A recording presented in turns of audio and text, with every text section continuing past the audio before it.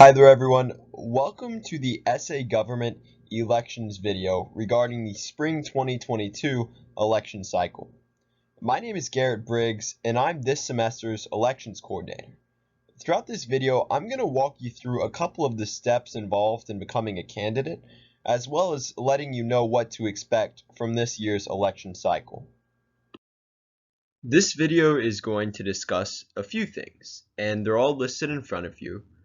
But very basically, they're going to discuss the positions that are open as well as the differences between them, what you must do before becoming a candidate, the campaigning period and what to expect with that, election violations, how they're reported, and how the Election Violations Committee will address them, and finally, voting, how students at the university and your friends and colleagues can cast their vote to decide who they want to represent them on campus.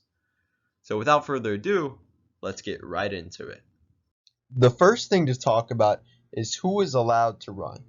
Well, in this spring election, the classes of 2023, 2024, and 2025 are all allowed to run for multiple positions.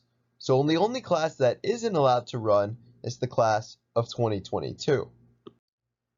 In this year's spring election cycle, there are a few positions that you can run for. The first is for president or vice president. Now, when you fill out the form saying you're going to run for one of these positions, it's going to ask who your running mate is going to be. So once you and your running mate select each other on that form, you're going to be considered a part of the same presidential ticket.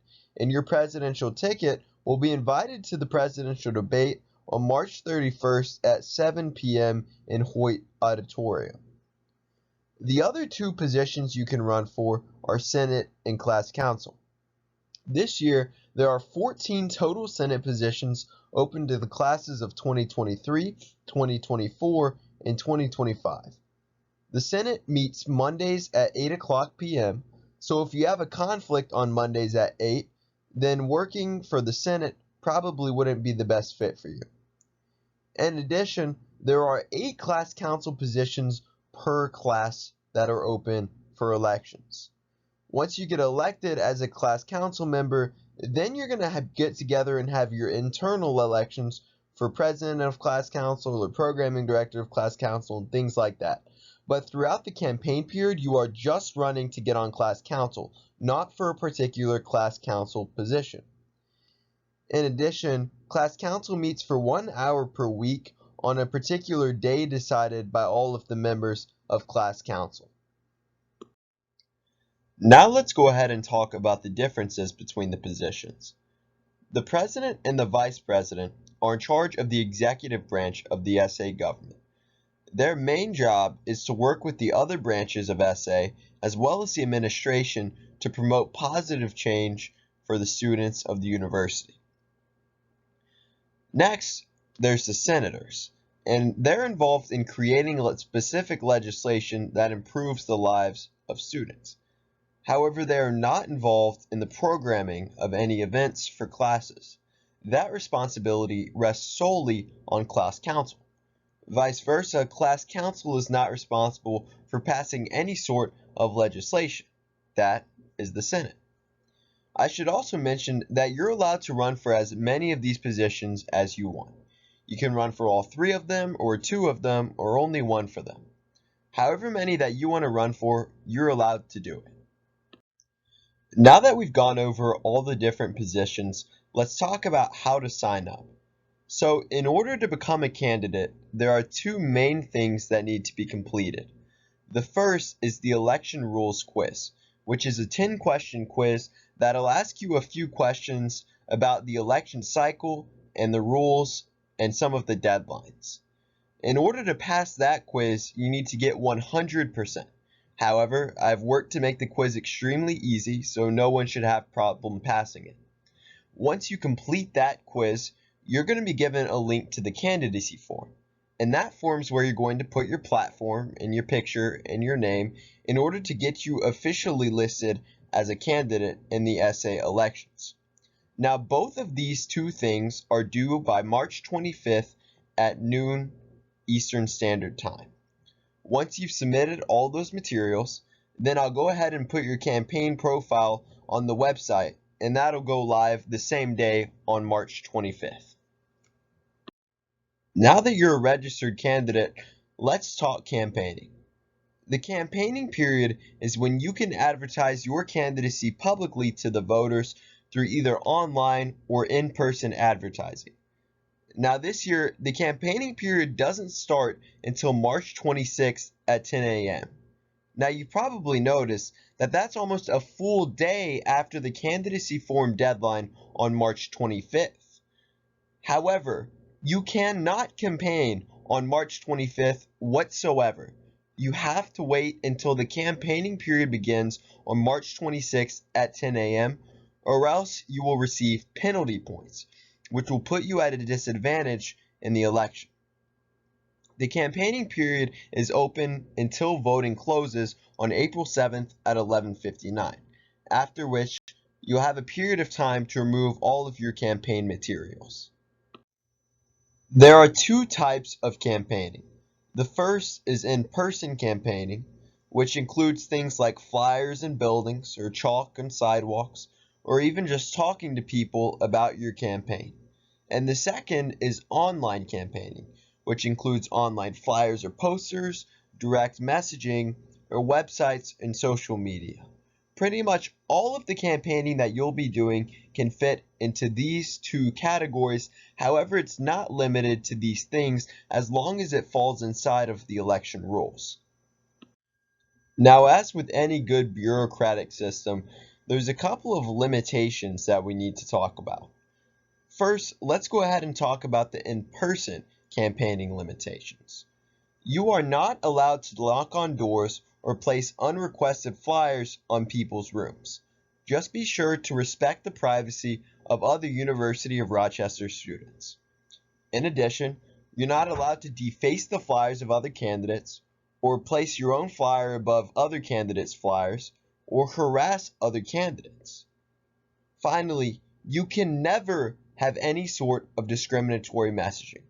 That will get you automatically suspended from participating in SA government elections, and we have a zero tolerance policy for it. Next, let's go ahead and talk about online limitations. The first big thing here is that you're not allowed to campaign to official class group pages. In addition, you can only DM people through social media one-on-one who follow you back. However, this doesn't mean that you cannot campaign in group chats. In fact, we encourage everyone to campaign in Discords or GroupMes or Snapchat groups or any other sort of group chat, even if you do not follow back every single person who's in the group chat, or if not every single person follows you back. It is completely fine as long as you're following the rules of your Discord server or group chat. However, if you break any of these limitations that we just discussed, you will receive penalty points that could at most disqualify you from the election cycle and at least put you at a huge disadvantage compared to the other candidates. Now let's go ahead and talk about some more things that are not allowed. The first is to spend more than $40 on campaigning if you're running only for Senate or class council, or to spend more than $100 on campaigning if you're running for president. These totals do not change regardless of if you're running for multiple positions. For instance, if you're running for both president and Senate, you don't have a budget of $140. In addition, if you're running for both class council and Senate, you don't have a budget of $80. It just stays at the highest cap that you'd have. So for instance, $100 for president or $40 if you're just running for Senate or class council. In addition, under no circumstances are you allowed to publicize or announce your candidacy before the campaign period starts. Next, you're not allowed to do any sort of quid pro quo interactions. So for example, you're not allowed to give a service in return for votes, or you're not allowed to promise an executive board position in return for votes. All of that stuff is against the rules of the SA government elections. Any candidate in question will be held responsible for any disallowed actions conducted by helpers assisting the campaign as well. So, if you have a campaign assistant and they're breaking any of these rules, then the candidate will be the one held accountable, not the campaign assistant. What this means is that you need to make sure that your helpers are also aware of the rules.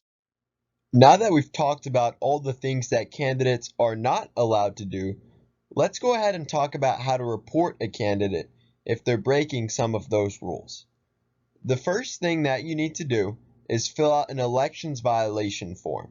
Now the link to this form will be live on the website. You just have to insert a few details, including what the offense was, some visual proof of the offense, as well as an explanation of the circumstances surrounding when you notice the offense. Both you and the candidate in question will be notified if any action is taken by the committee. If you're ever curious as to what is or is not allowed fully, please consult the website.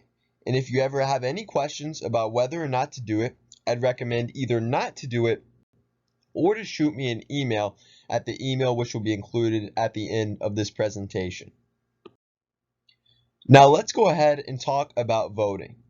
Voting will open on April 6th at 10 a.m. and it will end on April 7th at 11:59 p.m. The SA government elections will occur through affirmative voting, which means that voters will be able to select as many candidates as they want, and each of their votes will receive equal weight. So for example, if they vote for all of the candidates, then it will essentially be the same as every single candidate having gotten nothing, as they'll all cancel each other out. Well, how will voting happen, you might be wondering? Well, there's going to be multiple avenues for people to cast their votes on the election days. The first way is that a link will be emailed to every single eligible voting student, and that link is going to lead to the ballot through CCC. In addition, there will be in-person voting stations that will be open in Hearst Lounge throughout the 2 days, mainly through lunch and dinner. Now, who is allowed to vote in this election? Well, the only people that are allowed to vote for class council or senate are the people that are a part of that class. So for instance, the class of 2023 can only vote for class council candidates for 2023 and senate candidates for 2023. In addition, all undergraduates, including the class of 2022, are allowed to vote for the president and vice president. So every single student is allowed to cast a vote in that race, and they'll all be given equal consideration. Now, if you ever have any questions about campaigning or elections or rules, feel free to just shoot me an email at sa_elections@u.rochester.edu. Once I see it, I'll respond to you as quickly as I can, and I'll keep making sure that I'm checking that email constantly. In addition, you can go ahead and try and find it on the SA government website, which is a great resource that includes the rules for the election cycle, as well as some other important information regarding the process, the timeline, and the dates of when things are going to occur this semester. Finally, I want to wish you good luck and happy campaigning. But remember, if for some reason you don't get elected, there are still going to be many open positions that you can involve yourself in through SA government once the election cycle is over. Please do not hesitate to apply for one of those positions, and I am sure that you will enjoy it. So good luck, and I hope to see great things from you on campus this year.